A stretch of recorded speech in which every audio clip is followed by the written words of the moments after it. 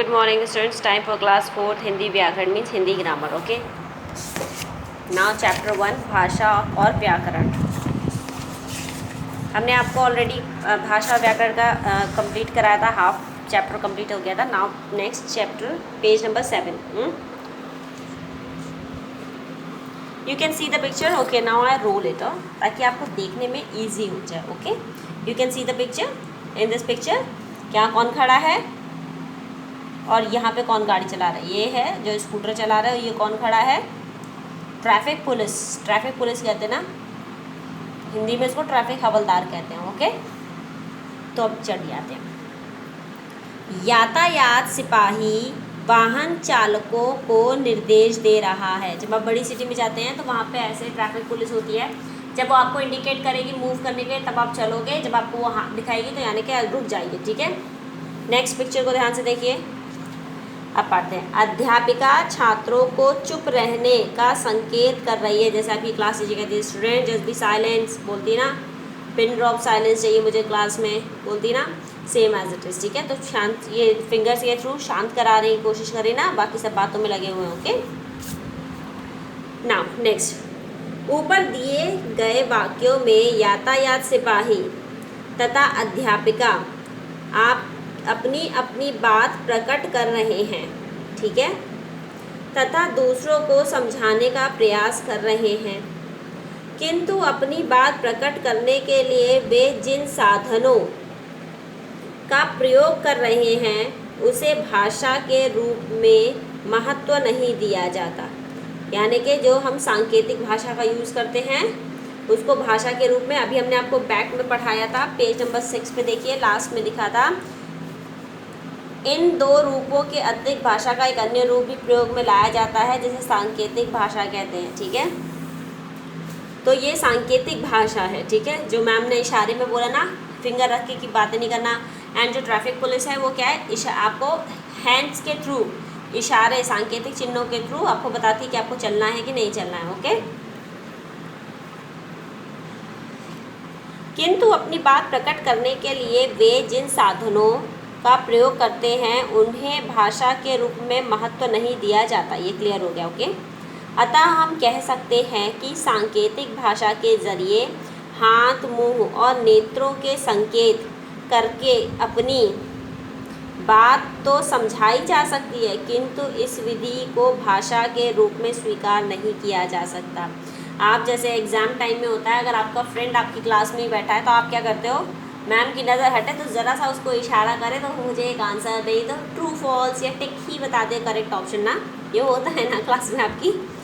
But क्या होता है, ये जो आपकी जो लैंग्वेज होती है, जो सांकेतिक आँख, हाथ क्या दे रखा है, हाथ, मुंह, नेत्रों के संकेत से जो ये जो एक दूसरे को बात जो आप समझाते हो, इसको भाषा के रूप में स्वीकारा नहीं गया है. ठीक है. तो इस चीज़ को ध्यान रखिएगा. भाषा केवल दो है, लिखित और मौखिक. जो आप इशारों से बात करते हो वो सब कुछ नहीं होती भाषा में. ओके. नेक्स्ट आ गया लिपि, जिसको कहते हैं स्क्रिप्ट.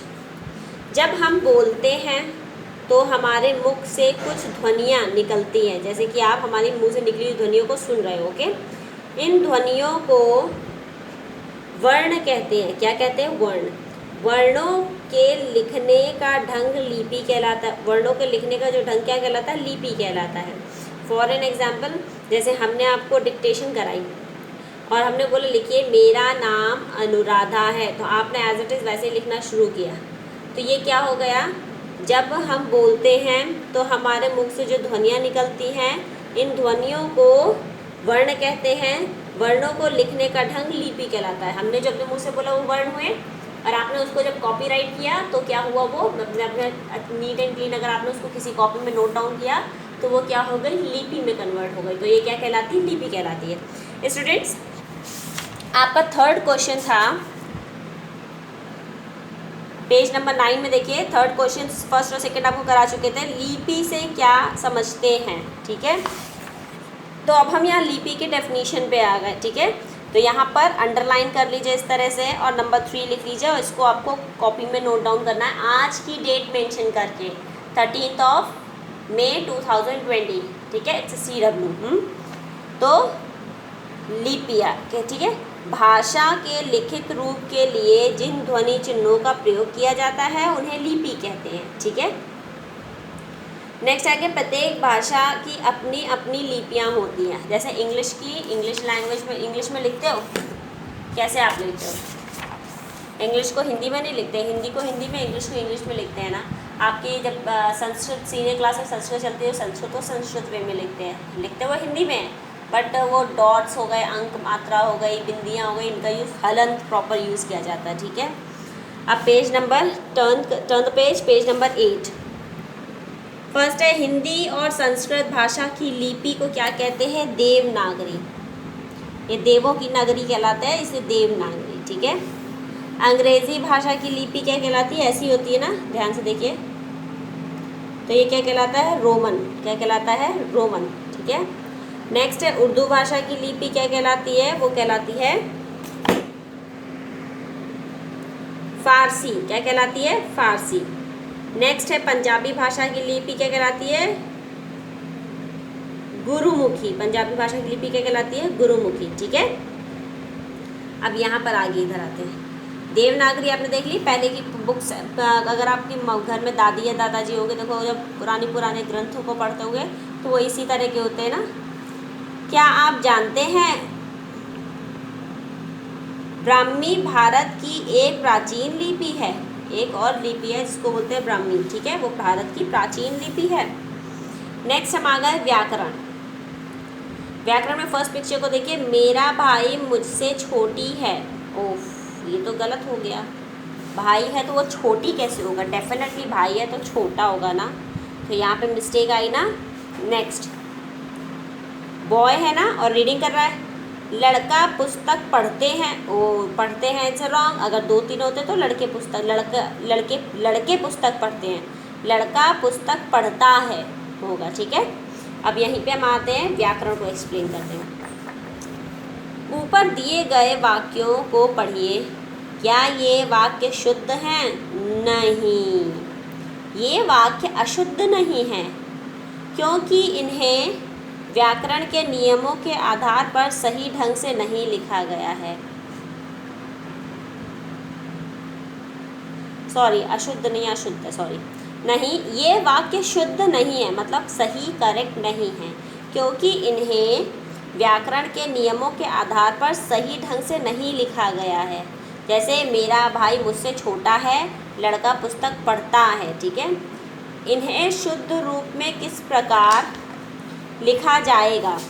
आते रही सही वे में, मेरा भाई मुझसे छोटा है, लड़का पुस्तक पढ़ता है, हो गया ना। नेक्स्ट, अतः सही ढंग से लिखना व्याकरण के ज्ञान से ही संभव होता है। जब आपको इंग्लिश या हिंदी जो ग्रामर होती है, जब उसको आपको प्रॉपर नॉलेज होती है तभी आप लिख पाते हो ना सही।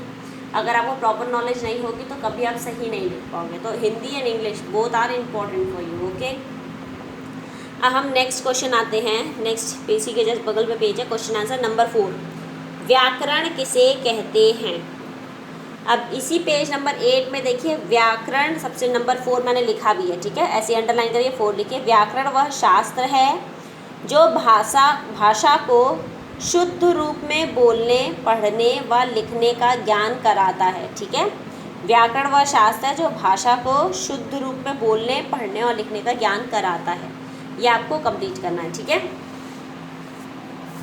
अब आते हैं व्याकरण के types. How many types of व्याकरण, मतलब व्याकरण के how many types of grammar जिसको कहते हैं। ठीक है, तो एक तरह से व्याकरण के विभाग।